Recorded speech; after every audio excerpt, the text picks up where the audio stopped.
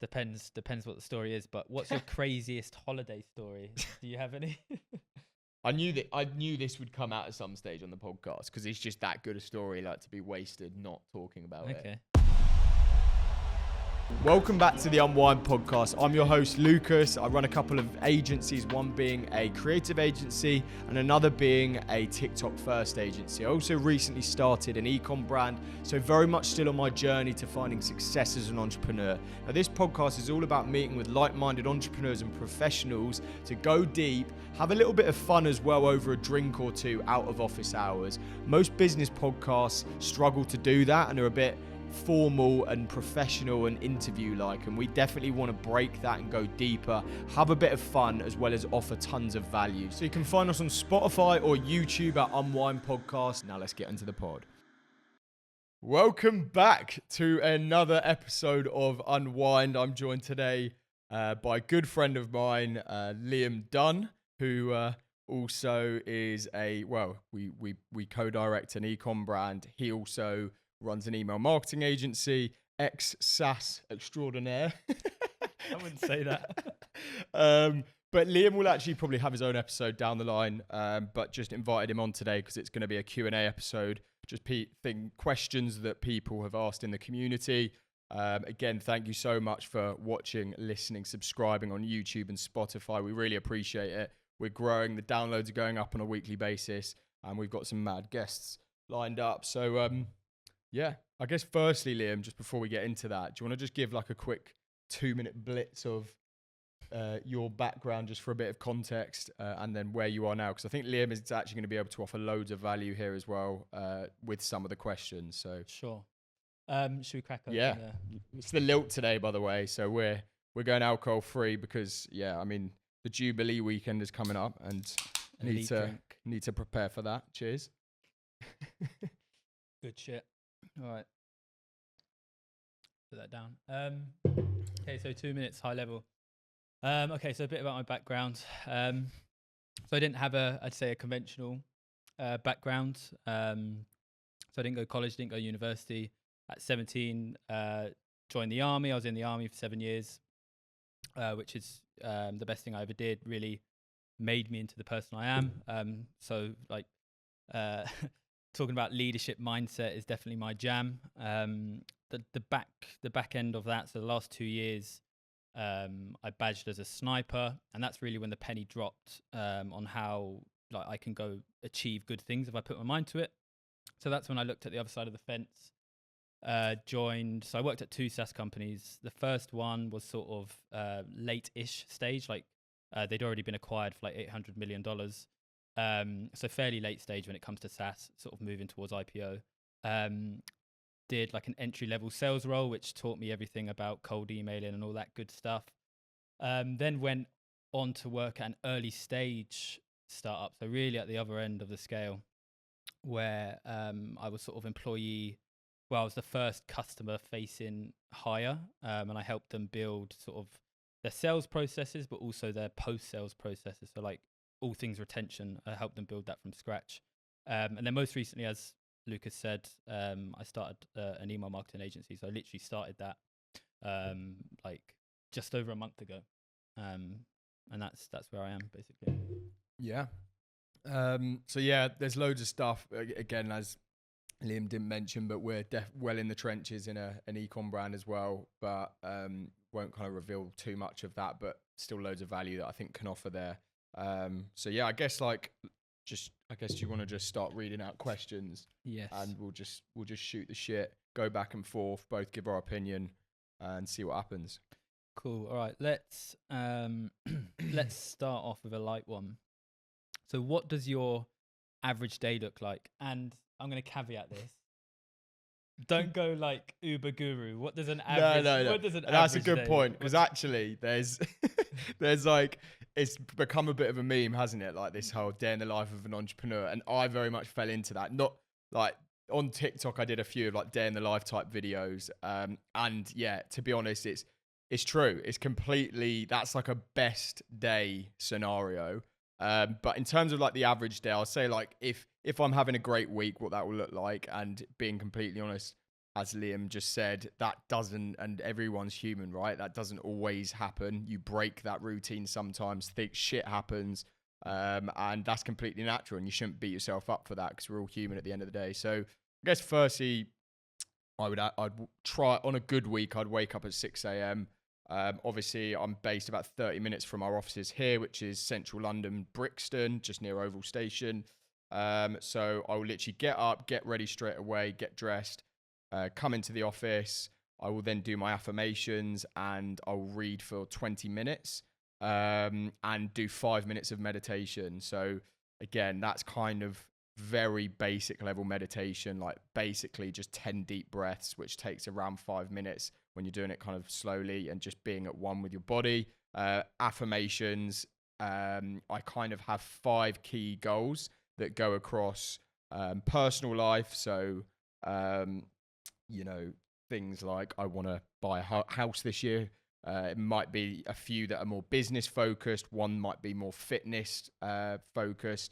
So yeah, I've kind of keep to about 5 affirmations, repeat those a couple of times. And also within my affirmations, I have like 3 things I'm grateful for every day. So they pretty much stay the same. My family and their health, my own health and physical, mental health, well, my girlfriend as well, and then my team and the business. And then when I'm feeling on a good day, I'll bring the grateful for my friends in there.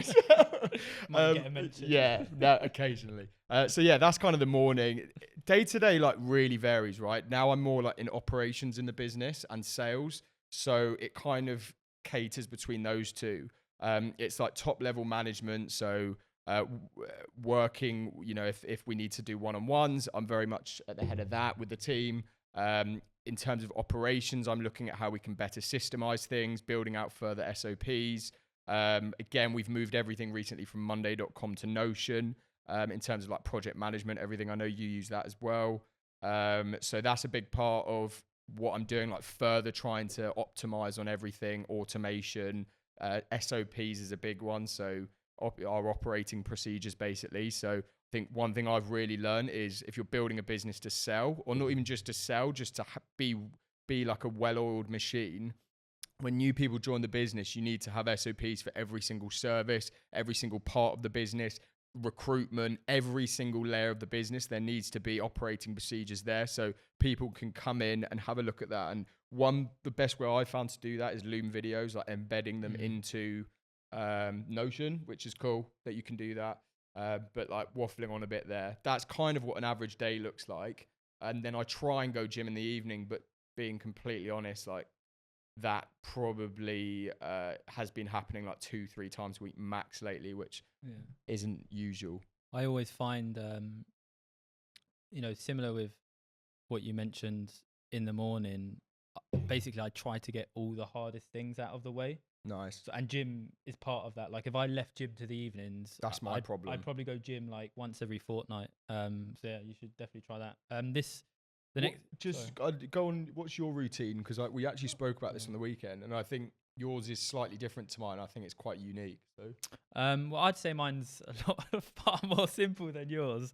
But I'm quite good at sticking to it, and that's simplicity is good. Probably though. why. Yeah, I think like it's the two. Just quickly on that, there's a book. I completely forgot the name of it, but something called the 2-minute rule. If you just integrate something, that's in Atomic Habits. Atomic Habits, that's it. So if you integrate something in small doses and build it up, it's more likely you're going to stick to it rather than just going from 0 to 100.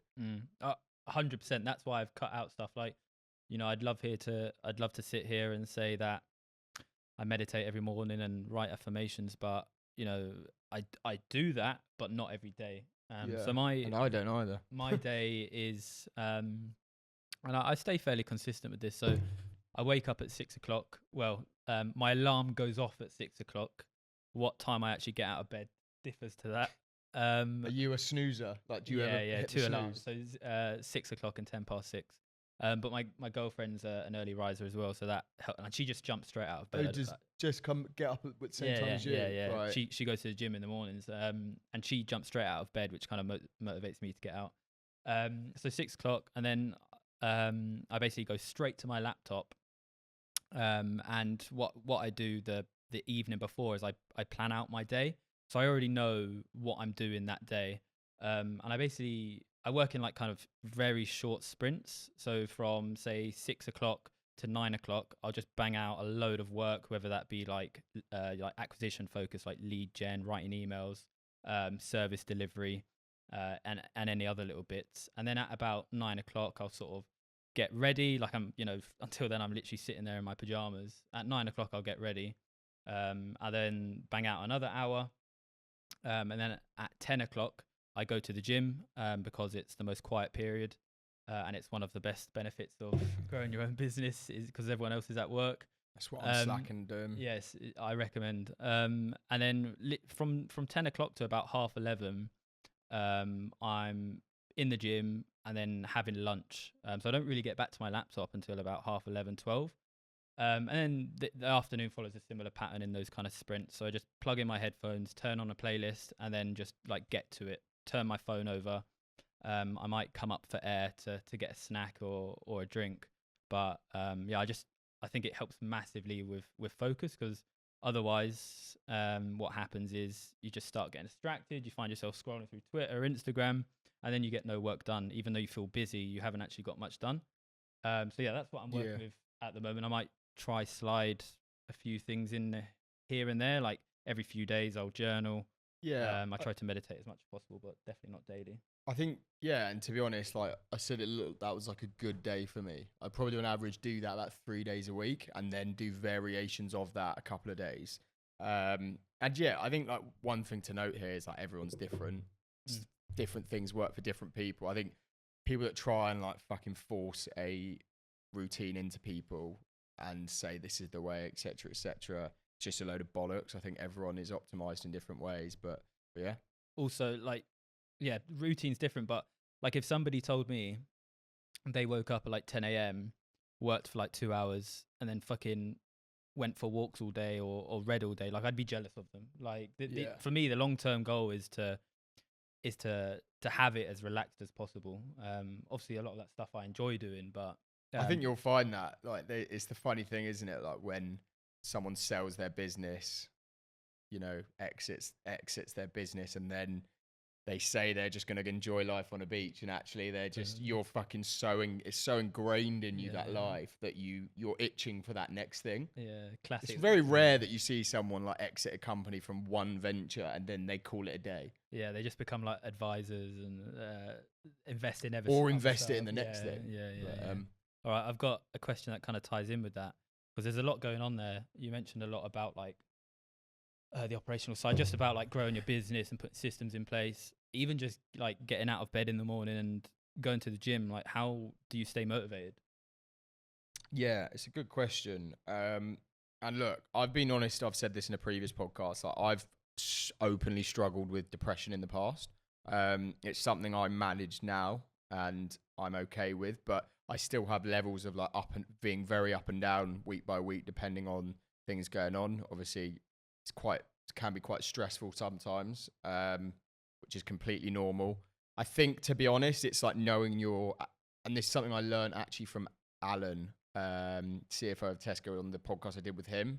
It's like, we had this conversation after the podcast, and it's like knowing your anchor point, like finding out what your purpose is, what motivates you, and trying to like live by that. Because again, there's a lot of shit in life that like takes you off path, like certain revenue figures, whatever, and your business is going really well or really badly, and as a result you can get lost in the moment. And it's about realigning yourself constantly to that same thing and knowing what that purpose is. So I think that's a big thing. I do think staying motivated comes down to what we just said, routine. When I'm out of routine, I can't fucking do shit. Like, genuinely, it's like it's just a non-stop, like, it goes downhill, and it consistently goes downhill. When I'm in a routine, it does something in me and just sparks something that just makes me fucking motivated.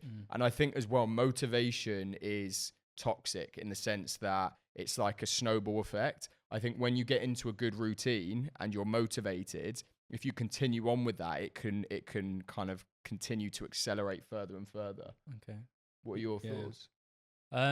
So I would say, don't rely on motivation. Because motivation changes, man. Like some days I'll wake up pissed off about something. Some days I'll wake up like, on top of the world. So if you rely on motivation, it's just gonna like change every day, every week.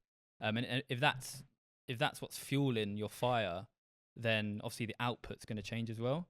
So what I what I have done, and it's kind of what you said, is I'm I have like a North Star, so a goal, a vision, and that's what keeps me motivated, even when like times are tough, or I'm pulling like 12-hour, 14-hour days, and client work is getting on top of me. And I had this North Star before I even started my own business.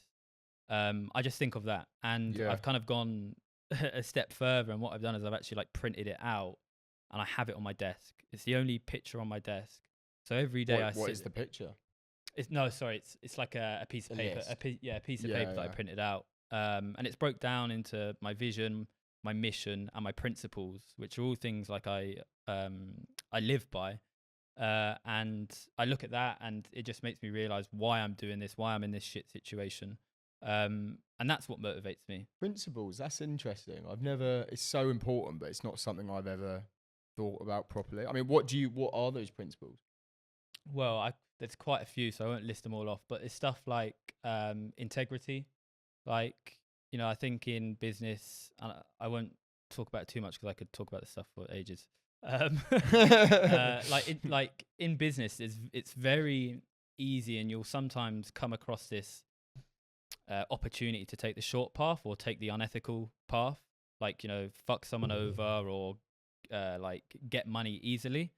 So I think it reminds me in those situations to have integrity. You can lose your reputation overnight. I also have things like courage, like something I sort of learned in the military. Be willing to do things that others aren't. Another one is to be inquisitive. Like that's something I'm very inquisitive. It can also be my downfall. Is I ask a shitload of questions, and I always try to learn about things. Like there's not a day that goes past where I'm not trying to learn things. And I can be that annoying person where if you tell me about your job or you tell me about something you've done, like I'll really dig into it because I genuinely want to learn more about it. So there's three. There's roughly like 10 on there, but that's what helps me. That's interesting, actually. I need to add those because it's so true. Knowing your morals is really important in business. I mean, even like recently, like something we'd come on to, but had a pretty big situation recently where we dropped a client that was probably bringing in like close to 130, 40 grand a year, which is a lot of money. And we made the decision to part ways with them because of a situation where I was massively undermined and treated, as I shouldn't have been. You made a great point on that, actually, about, that's the one thing going into being your own boss, which means you don't have to deal with shit like that. And, it's that thing of, if you know your morals and you know what you stand for, it should make those kind of situations easier to make a decision for because you come back to that compass. Absolutely, yeah. Made the right decision. Again, these questions all link in quite nicely. So, what does a good/bad day look like in business? God, it's a really difficult one. It's very a broad question. To be honest, for me right now, like, we've had some great record months. We've had some amazing moments where revenue-wise business has been amazing, and we signed big retainers and shit like that. And on the bad side, it's the opposite. Even though we've got a good retention rate, you lose clients, things happen, you're constantly firefighting. But I think in terms of what a good day looks like to me, it's none of that shit. Genuinely for me now, on a Friday, me and my team, every single Friday, we'll go for a pub lunch as a team, sit outside in it. We've got some nice pubs around us here. We'll have a nice pub classic meal, like fish and chips or something, have a pint, and just kind of celebrate the week and just being together. And for me, like one of my biggest goals is to build the best agency culture in the UK. Monetary goals aside, that is a big one for me. So when I like sit there with my team and we can just like pull away from work on a Friday, look back at the week and, just have a bit of fun. for me, that's like a good day. Like genuinely being with my team and in those kind of situations outside of work. And I think as well, just another thing on that is when someone in my team like genuinely does something that just makes me really proud of them. I know that's it's getting pretty deep now and it's a bit wet, but it's true. Like, you know, surprises me in some way. Something that I didn't know was, and just, you know, that level of initiative that they're doing, it still baffles me that people are like, yeah, I'm just done this, we're trying this, did it without me or a manager ever saying anything to them to do something. They're doing something to better our business, going out of their way, away from their day to day to better my business. That still baffles me, and it's like such a touching feeling. I like that. So in like the software world and just business in general, there's this term where it's called the aha moment. And usually it's like when somebody has interacted with a product and they have that moment where they're like, okay, this product is for me. And it might be a series of events that happen, or like they read something. I think when it comes to culture, the aha moment is stuff like that, where people in your company have, like, they've used their initiative to go out of their way just to go above and beyond to like better the company. Nice. So I think once you start seeing stuff like that, I think it's confirmation that you've genuinely created like a good culture. And a lot of people just see employees as a resource, basically. They help you get to point X, but you know, how you treat your people, that's only gonna appear in the results, in the output. Exactly. So that's good. Yeah, and in a bad day, it's difficult. Like, I think sometimes there are just those days where just shit goes wrong, and that's just normal. And like, you know, you're only human, right? You know, not everyone reacts to things how they should. You'll learn, like, every day in business, there's like a new hurdle that you're tackling it to some degree.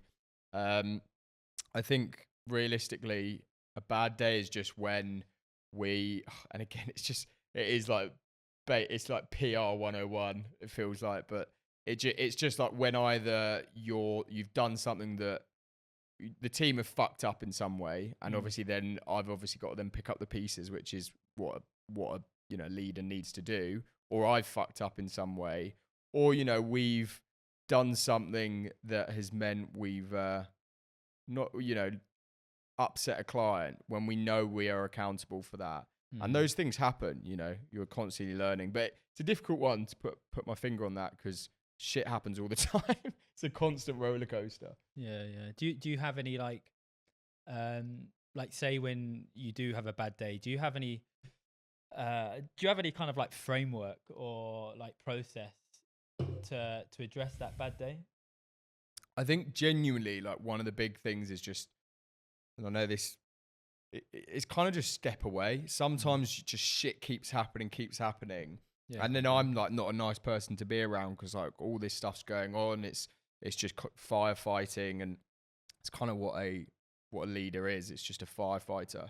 For me, it's literally just like stepping away, even if it's for 5 minutes, just like regaining your head. And I think as well, just for me, genuinely a big thing that I read Gary Vee's new book, 12 and a half. And a big thing in that is like gratitude.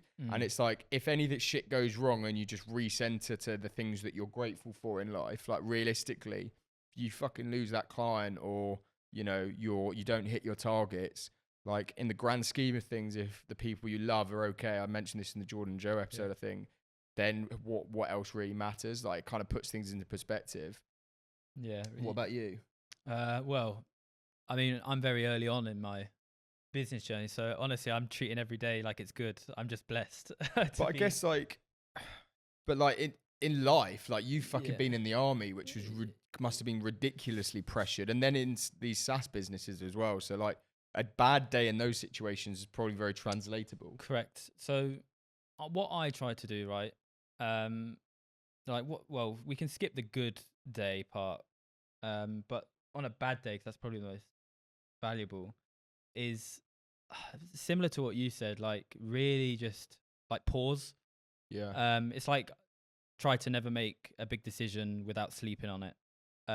Like, you need to pause and reflect, just like take a condor moment, and think about what's happening, and then come up with a plan to tackle it. don't go charging headfirst into things, like, because all you'll do is, like, it only takes, one word, one sentence to upset someone and ruin a reputation. So that's what I do on a bad day, is I just pause. If I have to sleep on it, I'll sleep on it. Something that's helped me massively as well is putting it onto paper. I genuinely feel like, and journaling has like saved my life. Like, I genuinely feel like when you put your thoughts onto paper, you're kind of like offloading it in some kind of way. Like, so this works with therapy. It works with like negative emotion. So write it down. It's like, if you're ever feeling upset, angry, write it down. And I can guarantee when you look at those words in a couple of hours or the next day, you'll be feeling completely different. So yeah, just take a pause, reflect about what's happening, and then come up with a plan. Nice. I like that. Cool. Let's switch gear a bit then. Yeah. So enough of the fluffy wuffy shit. No. Advice on scaling to 10K a month. So it's kind of two-part question here. Advice on scaling to 10K a month, and also advice on best outreach methods for beginner agencies. Ooh. It's a difficult one. It feels like getting to 10K a month was a bit of a blur. And I've kind of openly said this before. I was like probably hovering at like 5K a month for about a year. But to be honest, it was more, in hindsight, it was more just because I was content and a bit too comfortable, and I actually wasn't doing any outreach. So realistically, could have grown it quicker if I wanted to. But I think really the thing is, yeah, it's great to have those numbers, but like follow, grow at the rate that feels right to you and that you're comfortable with. Like, there's nothing worse than like scaling too quickly, not handling the work. You're kind of going through this now, I guess, that your perspective would be good to talk about this. But so grow at the rate you want to. I think a big thing is really try and work on every aspect of the business. I think when you start hiring a team, it's important that you know every aspect of the business to some level, to some degree, to know if someone else is doing it well or not. I think one thing that I see too often is that people like are too quick to outsource everything before they actually have a grasp on how to do it themselves well. And obviously, if you're going to be a good leader, you need to know roughly what you're doing in every aspect of a business, right? So I think that's a big one. Try not to shy away from sales, I think is a really important one. I think you need like a multi-platform sales approach that means you try different things. I know everyone's not a cold caller. No one fucking likes cold calling, right? But I think it teaches you a lot. It teaches you how to be thick-skinned, and it is important. And for me, like, just looking at, aside from all of that, realistically, I would say get to 5K just by the orthodox way of genuinely it being a numbers game, right? So if that means 30 cold calls a day, if that means 50 emails a day, email flows, whatever, push the numbers. It's a numbers game. Every no is closer to a yes. And then I would genuinely say, for me anyway, when I got to like 6K a month, it was probably a bit of a risky move, but that's when I actually bought my first person on. And once I had a grasp on every aspect of the business. So then I could offload things that I didn't think I was best at to bring someone else in to do that, so I could optimize on things I was best at. And then that meant that we were able to scale to the 10K a month mark. Cool, nice. All right, I could touch briefly on that. Yeah, I think just in terms of the cut. Yeah, because I think the second part, maybe. Yeah. So, obviously, I'm literally on this journey right now. So, I'll touch briefly on the advice to scaling to 10K a month. Like, all I would say is, basically, try to master the skill that you're delivering. So that's Facebook ads, email marketing, SEO, web design. Like, try to master that before you start looking for customers, because what's going to happen is a load of embarrassment, and you're messing with real businesses here. So just be conscious of that. Get to a stage where you're actually competent. Now, the second part, advice on best outreach methods. So tried and tested cold email. I personally haven't cold called anyone. Like, I work with e-commerce businesses. So, most of them are online. So I just do cold emailing. And it's actually working pretty well for me. And like Lucas said, it's a numbers game. You really just try things. So you need to have like a scientific approach, right? You run a test. So a test could be a certain set of emails, a certain subject line. Run the test, pause, look at the numbers, look at the data, and then run another test. Okay, I need to change my subject lines to this, or I need to put this in the email content, and just keep doing that until you hit something that's working. And when it does work, just scale. Don't start getting distracted by other things. If something's working, double down on it. And honestly, like in my case, I think I got my first response after about 500 emails. So I would genuinely, and then I got sort of 2 clients within 4 weeks. So I would say don't expect anything before like 500 emails. You could probably get someone in 100 emails, but just set that bar so you're not disappointed when you're sending loads of emails and not getting anyone. Yeah, I think what separates someone that wins and doesn't is just like who gives up first, genuinely. Because like there's no one that's better than the other. It's genuinely just who who'll stick at it for longer.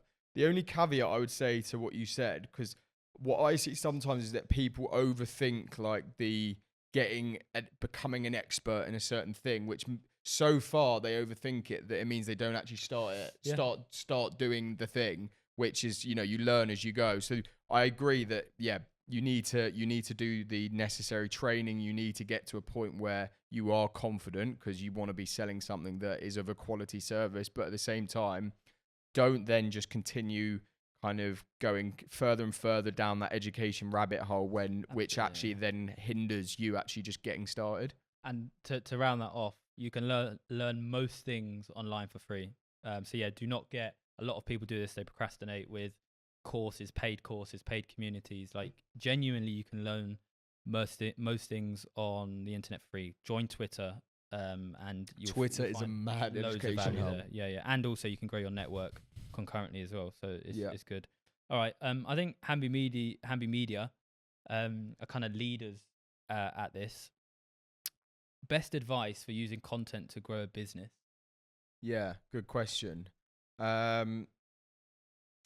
So I think you need to look at content in a few different ways, right? There's content that can be, you got to look at it like a funnel, like you would at any part of marketing. There's content that is purely there to convert and to drive conversion, sales, bottom of funnel.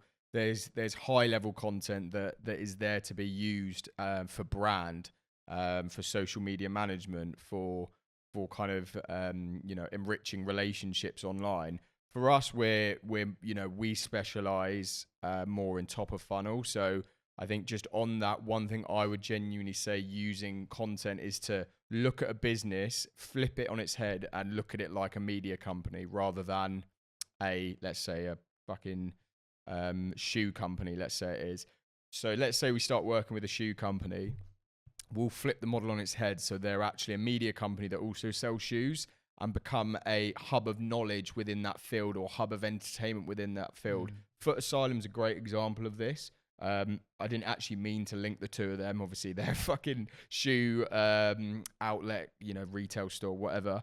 They're a great example of this, where they started a YouTube channel where they made that series Does the Shoe Fit? Not necessarily anything to do with fucking trainers, but they're, the people are wearing their clothes and stuff.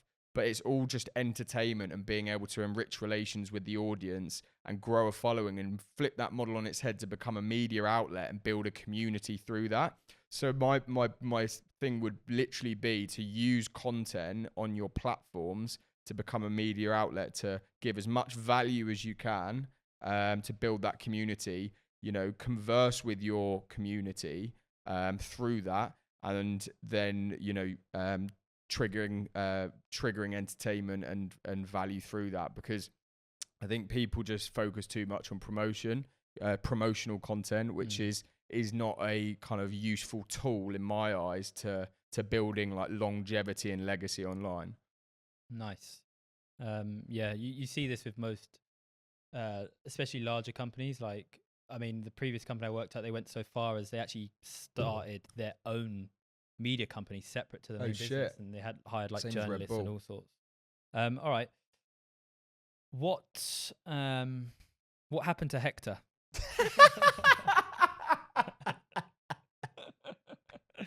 Switch it up a bit. Oh, God. For context, Hector was old head of growth, my first employee, and basically my right-hand man. Not going to say too much on that today because he will be coming on the podcast and we'll be talking about why he left the company. I think there's a lot of value to be added there in terms of like shares and equity and different schemes there and what can go right and wrong and how to approach those situations. And that's all I'm going to say at this point. Cool. Good bloke, by the way. Absolute cutie. Right, so what UGC is working well for you currently on TikTok? So I actually, it's a very, very relevant question because I did a thread on this literally today on Twitter. So it's all very, very fresh in my memory. So I've coined the type of content, this satirical skit, which is basically a piece of UGC I've been testing out because I felt that a lot of UGC becomes very samey, like face to camera, talking about a product, not dynamic shots, doesn't feel like a story that I can really engage with. And I think people underestimate actually how similar to like a feature length film or an actual story a piece of UGC needs to be for people to connect with it. And I think that's going to become even more so important as UGC becomes a more and more saturated space. You're going to have to start being smarter and more clever about how you actually use that content because there's going to be a lot more out there. So you won't be able to just get away with like flaunting a product around. Similar with influencer marketing, right? Like you could give someone on Love Island 8 years ago a product, they put it on their story and it will fucking drive sales through the roof. Now everyone and their fucking cat is an influencer and, does that at scale and it doesn't work the same. So that's the first point. But what this satirical skit looks like, it's basically a voiceover based piece of UGC. You start on something that's really obscure, a really obscure hook or opening that is going to either piss the audience off to some degree, which means they're going to actually comment shit, which then drives engagement, or something that's just going to confuse them a bit and as a result engage them because they're like, what's this? This is different from your average. An example of that is I did a piece of UGC on holiday for Connor, who was on the pod a couple of weeks ago, his brand, The Essence Vault, where I basically put my hand in the ocean and pulled out one of his fragrances and said, I can't believe I just found this in the ocean. And then I go into it. This is the Essence Vault. And then talk about my personal story problem. Perfume's too expensive. I spend too much on it. Then I found the Essence Vault. So problem, solution. Then through that, it's important that you continue with satire. So the satire, what that does is that re-engages the audience. So if you have a little joke in there, you have a little moment of comedy, not only are people connected to that, but it re-engages them into the story. So for instance, I had a moment in that where firstly, the first piece of satire was me pulling out the ocean because that's obviously ridiculous and didn't actually happen.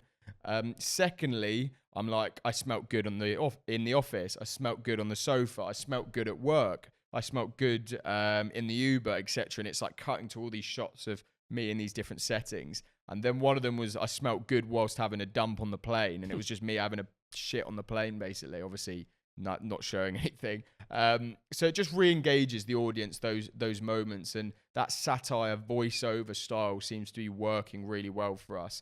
And while I see the obscure hook at the start, that was a really well performing piece of UGC because me pulling a perfume out of the ocean and saying, "Oh, I found this in the ocean." People were commenting like, "No, you didn't, you idiot! Like, what are you talking about? You didn't find that in the ocean. Why would I buy from this brand when they're a bunch of liars?" It's like, firstly, we probably don't want people like that buying our product, but secondly, it's hilarious that it rattles people to then comment, which then drives further engagement. So that's probably what I'd say is working best right now. Nice, lots to go off there.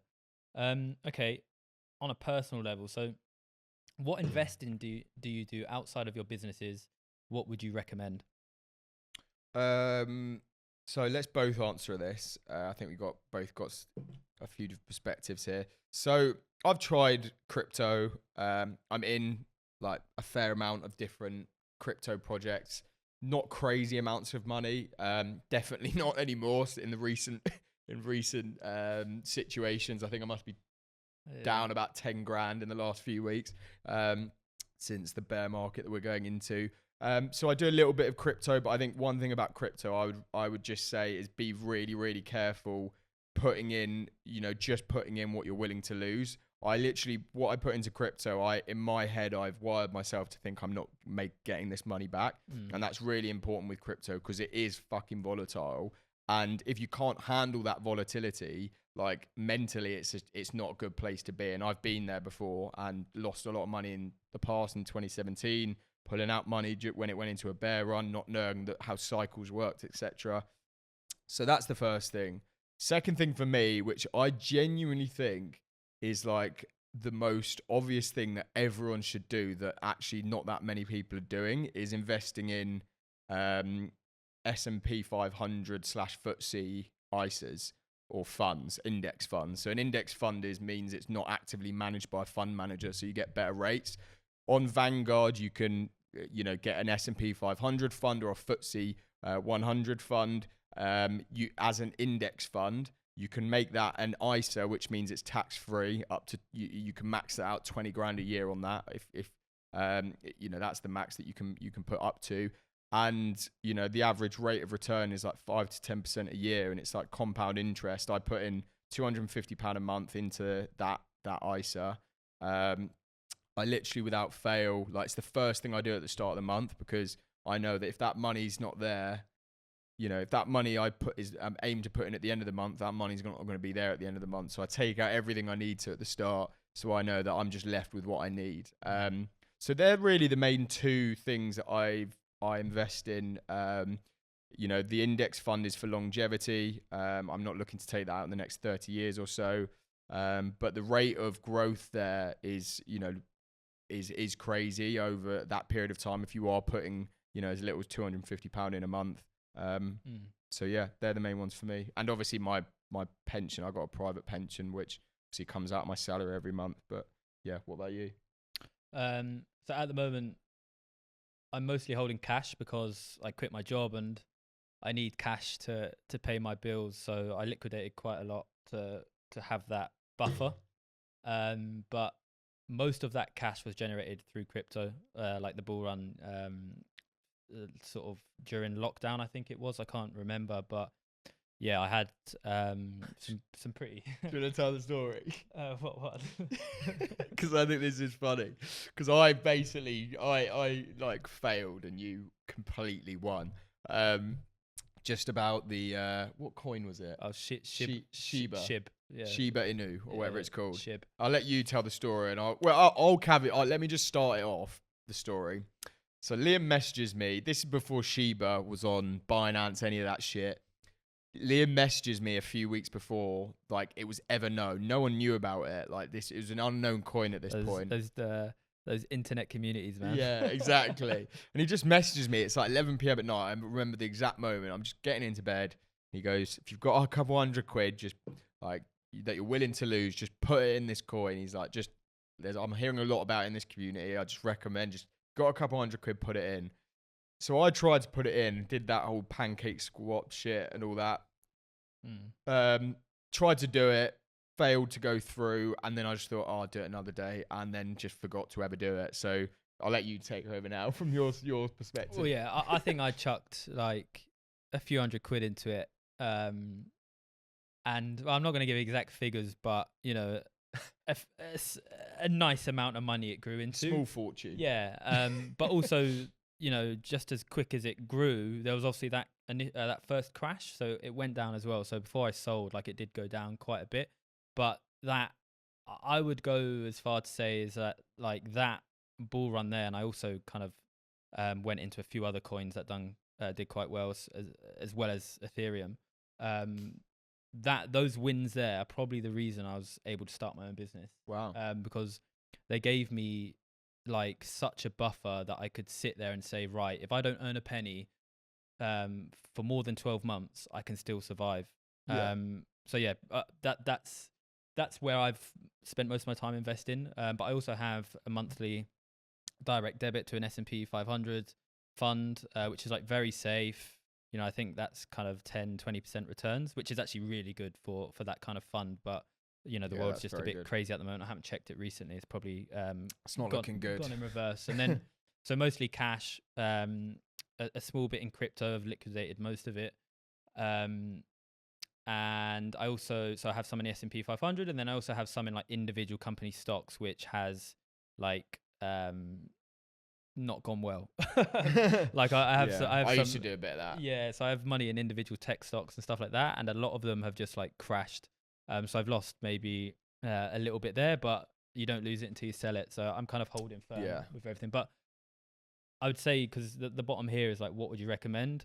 Just similar to how, you know, you find out about business and marketing and stuff like that, go down that rabbit hole of personal finance, and just do something, even like £100 a month. The way that compounds, you know, in 10 years, 5 years, it's going to be worthwhile. I think, it's being self-aware and knowing your like risk tolerance and risk level, and how much you're willing to lose. I think there's like really safe investments, like long-term investments, like investing in an index fund, S&P 500 fund. One thing I would say, and I think Liam is obviously the reason Liam's holding a lot of liquid makes complete sense. And if you're in a similar situation, you know, that's exactly what the money's for, right? But when I see people that are like sitting on a lot of cash for no necessary reason, they're very comfortable, and they've got a lot of just cash sitting in the bank. Like inflation now is at about 8% a year. Like that money is losing value, like on a yearly basis. Just put it in a safe investment fund, like that will do the work for you. You know, you don't need to put it all in there. I would genuinely put over 50% in there, enough for you, like for big emergencies, because realistically you can pull money out of index funds if needed. You know, firstly, I think actually we need to caveat this. This is not financial advice. Because I think this is not financial advice. But like with the way that inflation is right now, like I genuinely think your money is wasted just sitting high levels of liquid in a bank. Yeah, absolutely. Yeah, everyone's situation is dependent. Always have a bit. I'd say if you're going to go that route, at least have like a 3-month, 5-month buffer. Like I call it like a rainy day fund. You never know what's going to happen. You know, people might pass. You know, all these kind of emergencies happen. You do, and you want easily accessible cash. Yeah. Right. This is fucking full of value, by the way. It's killing this. If you started again, what would you do differently? Ooh. Hindsight is amazing. Oh wow. What would I do differently? It's a really hard one. Like, I don't know. Like, I genuinely, in hindsight, I really liked the way that I eased into what I was doing and followed my happiness. I do think one thing I'd do differently is not be comfortable consistently, because I was like comfortable for a good like 6-7 months where I wasn't like bringing in any new business. I was just comfortable with the clients I had, and as a result I lost a lot of that business when we went into COVID. So I do think there's a lot of benefit in not being comfortable, and I think that doesn't necessarily just mean in business, right? I think you made a good point of this. Like, you know, you've recently started documenting your journey through video, and one of the big reasons you did that, you said, was because it put me in an uncomfortable position. And I genuinely think training yourself to put yourself in uncomfortable situations is really, really important. And, you know, that's kind of where the whole cold shower comes from, shit like that. So I think that's the main thing. I was just too comfortable for too long. Other than that, it's really difficult, because I don't like to. I genuinely am a believer of like everything happens for a reason, and you know, I don't regret anything necessarily in my journey. Nice, yeah, cool, and yeah, everything that's happened has put you here. So you start changing shit. It's gonna actually pause. There's one thing that just thought of, that as an agency owner, this will probably be valuable for other agency owners, and we've spoken about this, so I think you can give your perspective. Don't fucking hell, I've just lost my train of thought. Don't be at the mercy of your clients, and don't when clients are, because you're going to be paid for a certain service, right? You're going to be contracted for a certain service, but your clients are going to try and squeeze as much as they can out of you, which is fair enough. You know, they see you as a partner, but it's your job to set the boundaries there and set the lines. You know, they're going to ask you to do more things that are outside of the contractual obligations. They're going to do this, they're going to do that. And within reason, you know, do some of these things, right? You want to build a good first impression, but I think be very, very careful doing that too much, because I fell into the trap of just being a yes man, saying yes to everything they asked me to do on top. I wouldn't charge for those extra things. And as a result, when I then tried to raise my services, they were like, what the fuck are you doing? So that's probably something I would change. What's your perspective on that? What if I'd started again, or yeah, I mean, and just on what I said, because I know you've actually just gone through something with this as an email marketer, haven't you? Yeah, so well, I think what you said about there, it's about just understanding what your value is.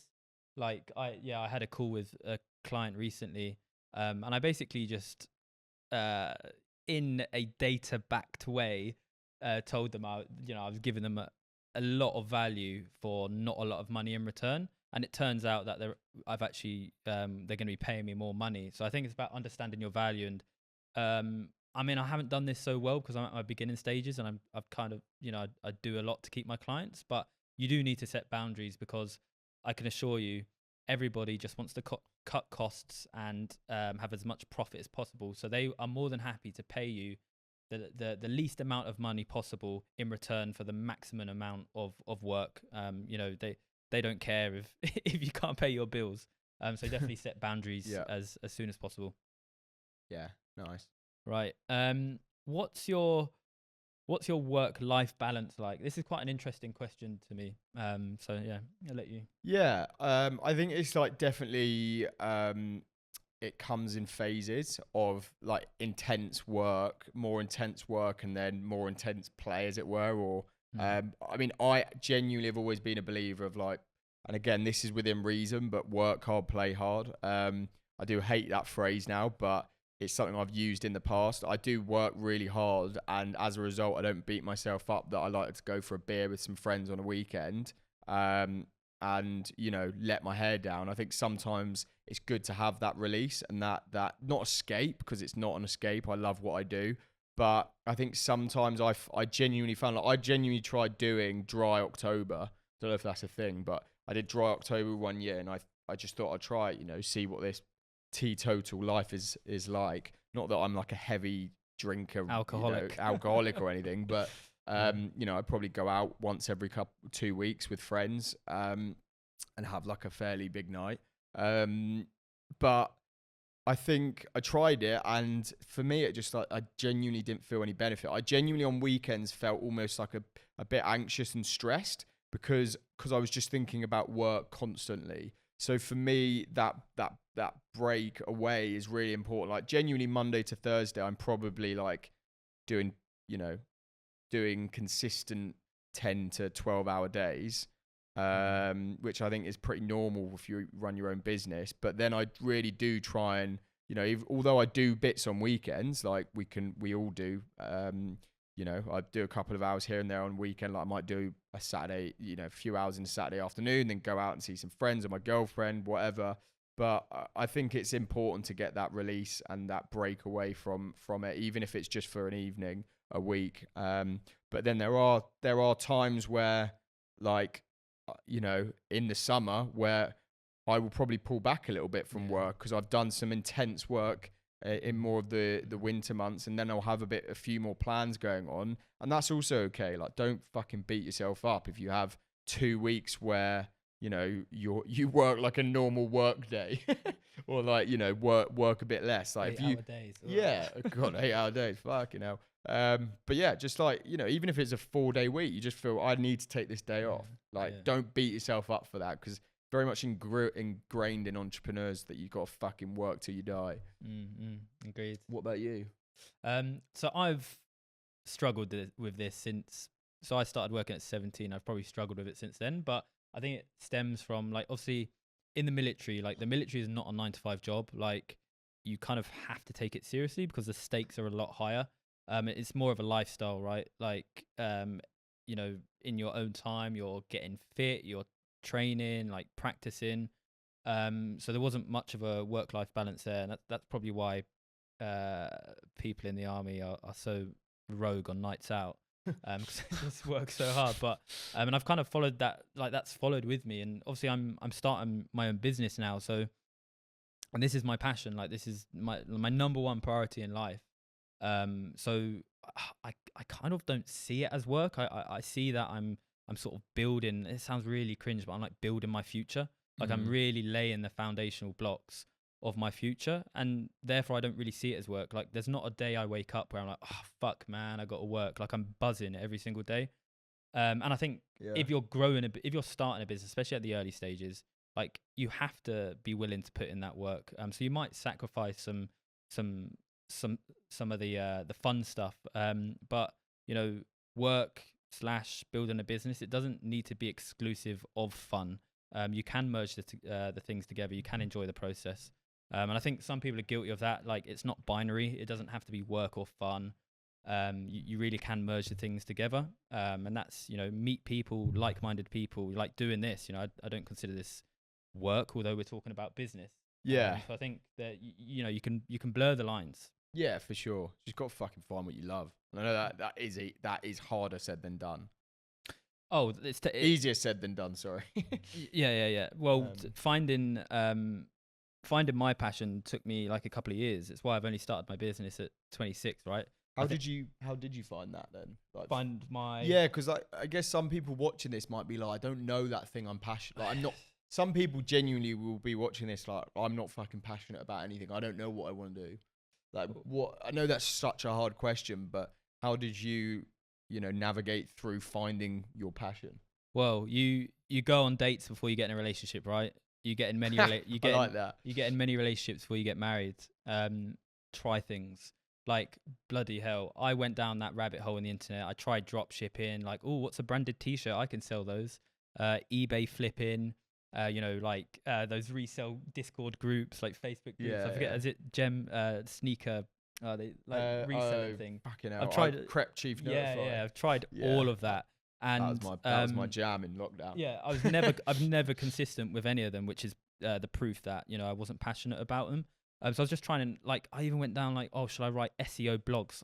I hate writing, although I've ended up in email marketing.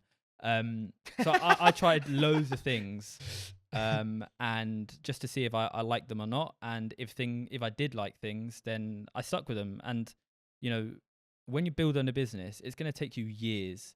If you're not passionate about that subject, you're going to give up. Like, it's plain and simple. So really, although the money might be good, the passion has to be there. Otherwise, it's just not going to get to a high level. Agreed. Cool. What is the biggest learning from starting an ecom brand? Oh, this is a good one. We've been in the trenches, and it hasn't been fucking easy, like, being completely honest, as which I think is completely natural.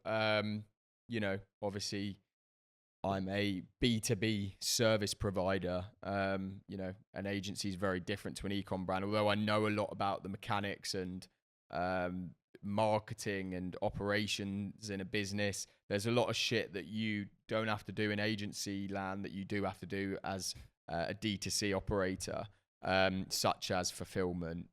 That's obviously a big one, distribution, etc. So I think one of the biggest things I've probably learned, just in terms of starting like an ecom brand, obviously, Liam started this ecom brand. I then invested into the brand. A big learning for me, just for anyone that's going into that space, is just genuinely build something that is for you. I think when you've never done it before, especially, it's so hard to do, that it needs to be something that you're that passionate about, that is solving a problem for you, or something that you can use. I think we've made an issue down the line where certain things aren't necessarily made for us, which means that it's harder to get behind during the hard times. That's the thing. There's going to be hard times. Like Connor said, it took him a year of the Essence Vault. This is a company doing 7 figures a month now. It took him a whole year of slog of losing money to get to that point. And I feel like if it's a product if it's a product that you don't love and that you don't use and isn't solving a problem for yourself, far less likely that you're going to stick along for that journey. So that's the first thing. I think the second thing is just like, how much you've got to fucking test. You've got to test like offers at scale, in terms of like, optimizing the website, testing different layouts, the obviously down to ad copy, creative. There's so many variables in a successful D2C brand. And also you've got to be so careful with your margins, because unlike an agency, at best you're going to get like, an average ecom brand probably like under 10% net profit, which is way smaller than like an ecom brand. So sorry, an agency. So I think that was a big thing, like navigating how you deal with those margins compared to like an agency. What would you say for you? I don't have anything to add to that, to be fair. You kind of covered it all. I would say scratch your own itch. That doesn't have to be the case for everything, right?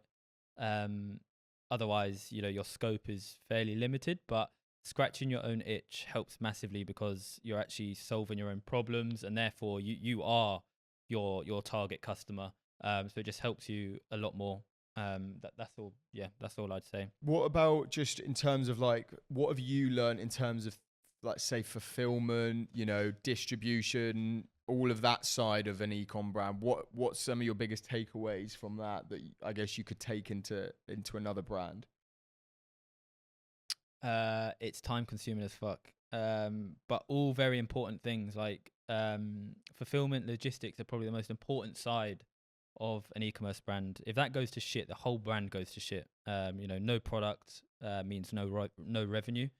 So I would just say with the logistics side, like build partnerships with your suppliers, because they're going to be a single point of failure. Maybe look at multiple suppliers if you can. You always want to have backup options. And I would say do it in terms of like fulfillment. I'd say do it in-house until it becomes until you can't do it any longer. The goal is to always outsource to a 3PL, third-party logistics. But they're gonna take some of your profit, right? So your margins are going to be lower. So I definitely recommend doing it in-house, like packing things in your bedroom, just real scrappy, because you're going to learn different parts of the business, and what is good, and then you can kind of pass on that quality to other people that are doing it. I think as well, like build a brand rather than just build like a product to sell, and this kind of then breaks the difference between like drop shipping and building a brand. I think that's huge. It's like with NFTs, like the difference between an NFT that doesn't have utility and does, like Gary V's, for instance, you get access to X, Y, and Z, a lot more value on it because you're getting that access, that utility. Similarly to building a brand, if you can build a community and it comes back to what we were saying about content, offer value and trigger emotion in other ways, do other things outside of just it's a transactional it's a transactional deal, then I think it's more likely that you're going to build something of meaning. And if you down the line you were thinking about an exit, it's way more attractive to a buyer if you've built a brand rather than just a fucking product. Absolutely, anyone can sell a product. Building a brand is that's gonna be your moat. That's what people are actually gonna buy when it comes to an exit. Yeah, for sure. All right, good one. So who or what is your go-to for business tips and guidance? Nice. So look, I'm being completely honest. That's all we expect. Yeah. I buy a fuckload of self-help books and business books, and a lot of them I don't even get around to reading. So that's just me holding my hands up there and saying, I see these books, see recommended, and I buy them, and I don't actually get around to reading them, and then it becomes like there's too much information to take on. So I think that's a big thing. I think have your sources of information. Don't overload on that information, and then not actually be able to set time to execute. I think genuinely recently, a big one for me has been I had a consultant who worked with us, and he was a fractional COO of our business. He has been there, done that. So he's built a big agency and sold that agency. His name's Josh Johnson. Sick agency consultant for anyone out there looking for one. So I would say a big thing for me, aside from that, is I've got a mentor who, again, he is really high up in a big SaaS company that's doing about $4 billion a year. Very lucky to have the connection, and he will just do a monthly call with me, completely free of charge. Really? That's good. Yeah, which is because he's lucky he's a family friend. But I think genuinely for me, the best thing is having that customized, bespoke advice. So I've always gone to look for that information through someone that I can speak to one-on-one. So I've invested a lot in that consulting there. In terms of like podcasts and books, right now I listen. The podcasts that I listen to actually are fairly limited. I feel I'm listening to Matt's podcast, director of founder of Space Goods, Midnight Pod. It's a great podcast for ecom specifically. Again, the cliche, but Diary of a CEO is a big one I listen to just because I do like I mainly. It's a bit like cliche and entrepreneur, but I do look out specifically for the CEO episodes rather than say a celebrity. I know there's a lot of that right now, so I listen to that a lot. And then again, I've mentioned him a few times, another cliche in the game, but Gary V. Listen to all of his content, and there's a lot of digestible shit there, like 10-minute stuff, and where he's just talking for 10 minutes, etc. So they're probably like right now the three main sources, as well as obviously the help that I get through consultants and also my network. I think that's important. Rinse your fucking network for all the knowledge that they've got. So Joe and Ollie, you, Jordan and Joe, like I've got a great network. Connor as well. I'm building a really great network of people that have been there, done that means that there's a 360 feedback loop of constant value that we can offer each other. So I genuinely, my big thing is, if you can get that personalized assistance through your network or through a mentor, do it. Cool. Nice. What would you say yours are? So I'd say slightly different answer to you. And by the way, I've never really watched Gary V. It just doesn't seem like my kind of.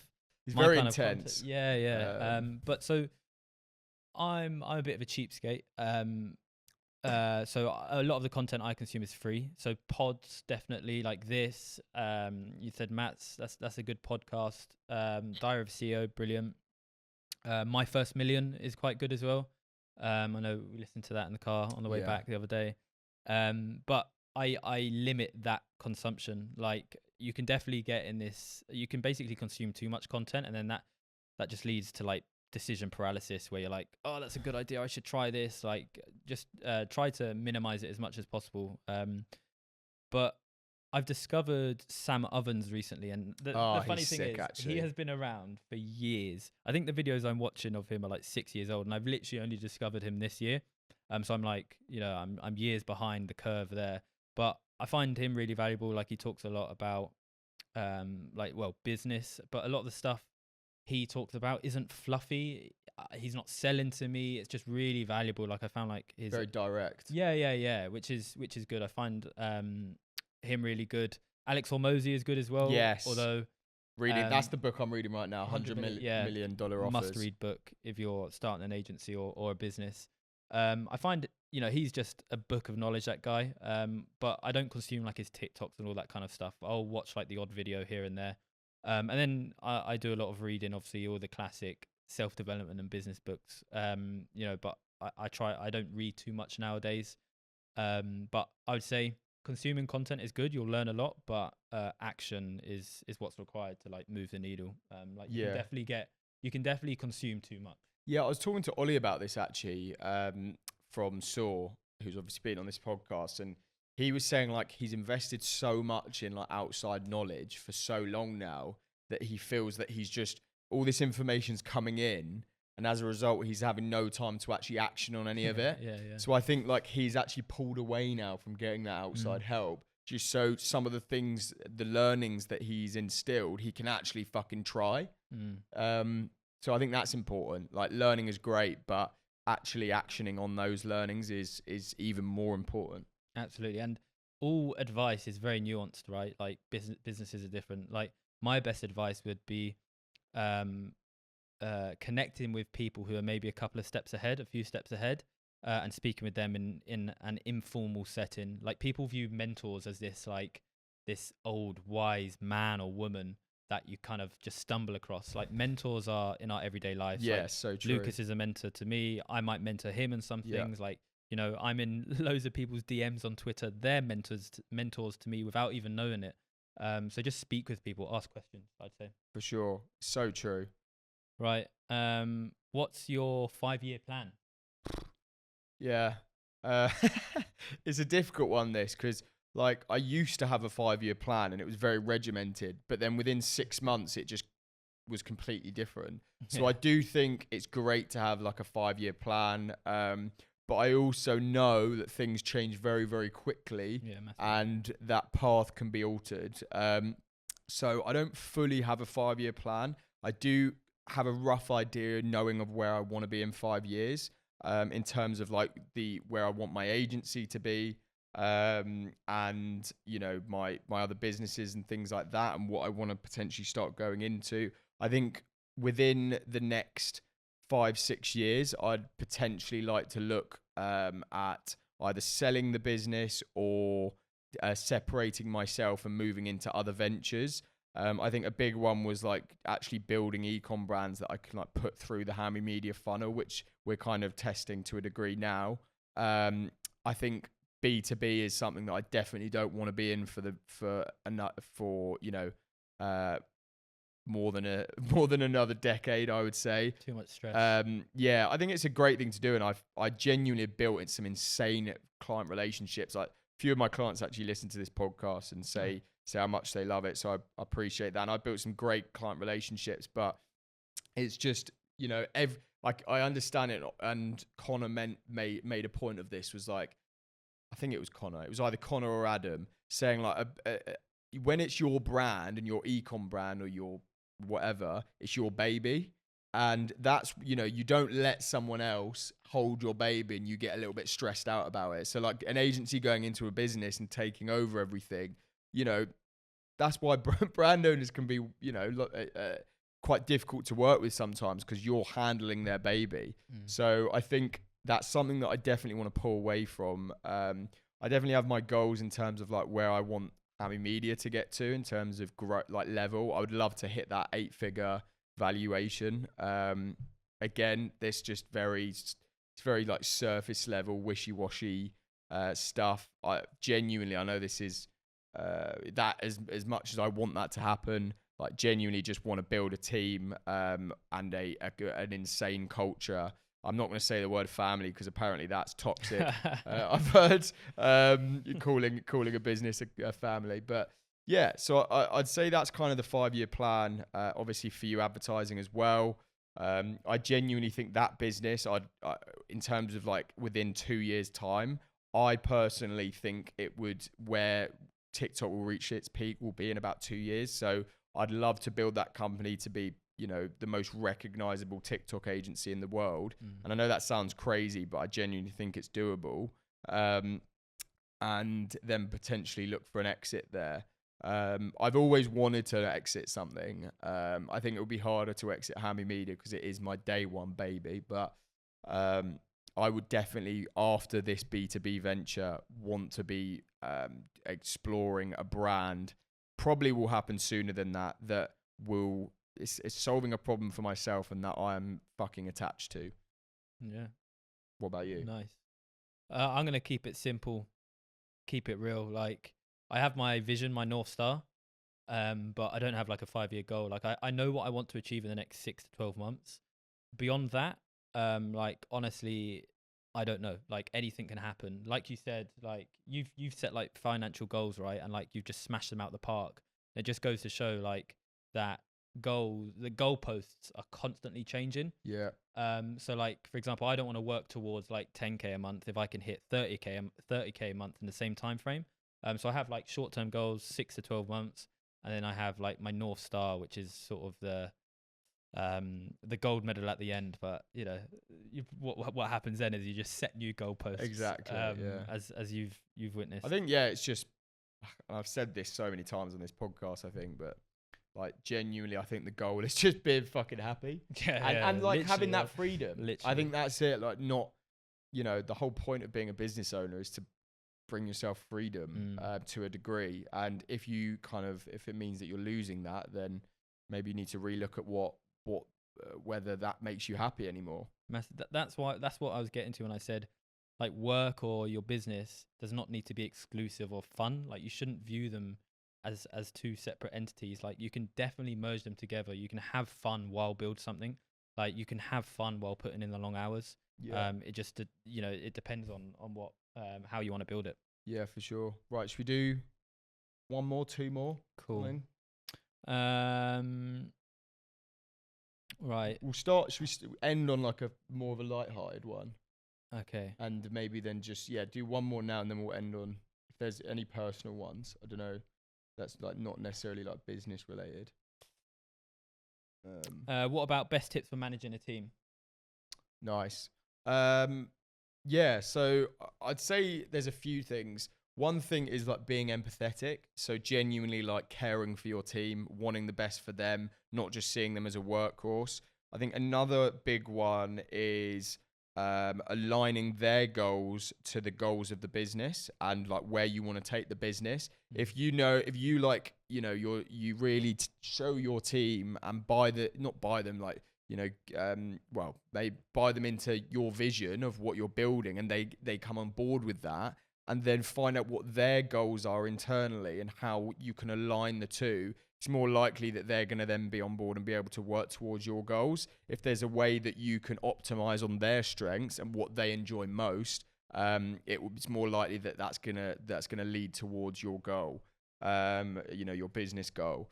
So I think they're two big ones. I think as well, just like have a 360 feedback loop. So communication is key, right? So there's something in the Netflix book that I read where they ensure that they've got this constant 360 feedback loop of honesty.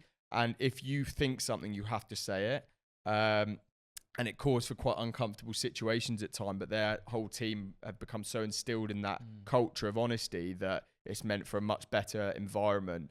There's different ways of doing this, right? I think having regular weekly one-on-ones with those you manage, consistently telling them to manage upwards and asking them for their opinion on things. What could I do better? How can we make your experience better? How can we optimize your strengths better? Constantly asking them these questions and instilling this idea of managing upwards. I think that's really, really important. And then another way you can do that is by doing, and we did this a couple of months ago, like a 360 anonymous feedback form. So it's just a Google form. I asked loads of questions about me and the business and sent it to the whole team, and they had to anonymously just fill it in. It was things like, what do we do well as a company? What don't we do well as a company? Then for me personally, it was like, what makes Lucas a good leader? What could he do to become a better leader? All these different things that means that people can speak openly and honestly without necessarily feeling like you're overbearing them. So yeah, I think there's some of the big things that I would say. I'm probably missing a few, but there are definitely some things that I've found. And look, I'm still learning. Like, I'm only 26 years old. I've only been managing people for like 2 years. So there's still a long way to go on that journey. And I'm definitely no expert. It's I feel like management is a muscle. Like you have to train it. Like people and you can read all the books you want, right? And I'm going to contradict myself in a second, but you can read all the books you want, but you'll become a good manager, a good leader through actually doing it. And just remember, the people that are you're managing or you're leading are human beings. So you need empathy, you need emotional intelligence. Right. And the way I'm going to contradict myself is There's a few good books that I would recommend on leadership that have helped me massively. Start with Why, Turn This Ship Around, and Emotional Intelligence 2.0 have really helped me with leadership. Nice. I'll add those to my Yeah, list. they're good. Turn This Ship Around is really good. Nice. Yeah, I like stupidly haven't actually read any books on leadership, which is probably a bit ironic, but yeah, that's interesting. Cool. Right, let's end on a well, depends what the story is, but what's your craziest holiday story? Do you have any? Yeah. There's one that just comes to mind straight away. I knew this would come out at some stage on the podcast because it's just that good a story, like, to be wasted not talking about it. And while I say this, you think of yours, because if you've got one anyway. Yeah. But basically, I was in. I went traveling to Rio, to South America with George, a good friend of mine. Must have been like 4 years ago now, 5 years ago. Just after I got out of uni, we went for a month. We went to Peru, Bolivia, Colombia, Brazil. Brazil was the last place we went, and we went to Rio for a couple of days. And we just put our stuff in our hostel. We obviously, Rio's known for being one of those places, very Western actually in the center, but then obviously you don't go into the favelas is the known thing. So we go into this like hostel bar. It's like quite a nice bar, but it's like opposite from where we were staying. We just arrived, so we go and get a drink. It's like around 6-7 p.m. We're like sat at the bar having a drink, just chatting, and then this guy is sat opposite us on the side of the bar, and he's there with his laptop, quite smartly dressed, Cockney sounding guy.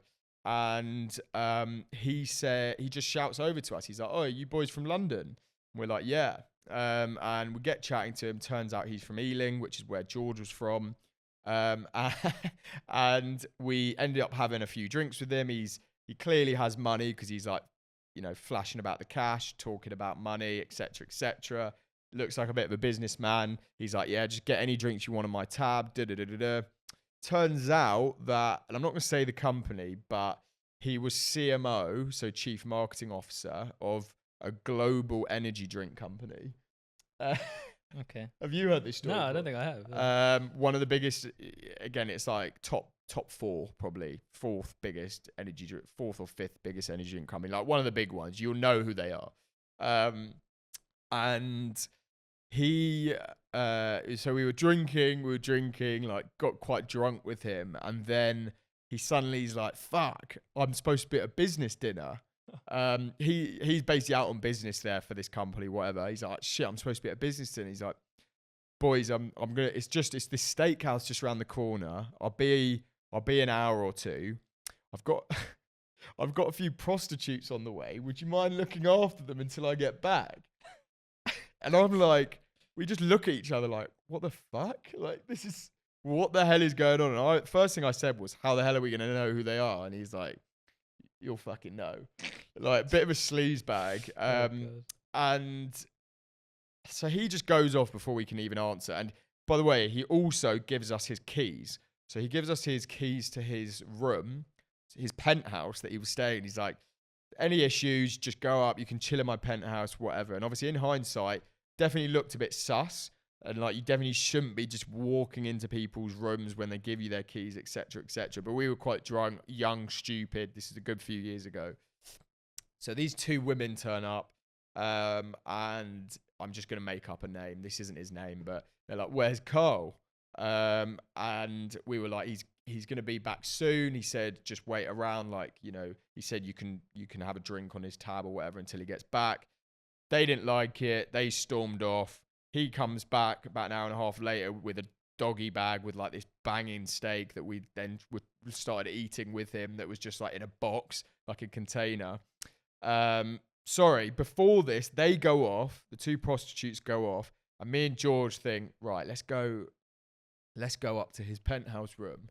Like, he's given us his keys. He said we can go up there. So we just like go up to this room and we open the door, we go in, like, it's fucking funny but stupid at the same time. We leave the room, we come back down, and then he meets us back at the bar. Obviously, we told him that they didn't stay. He left.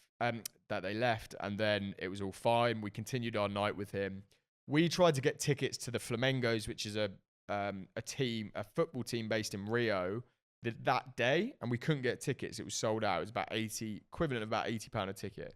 We said this to him, and he was able to. He said, "I'm going to the game tomorrow. I've got a VIP box, so you can come in with me for free in my box."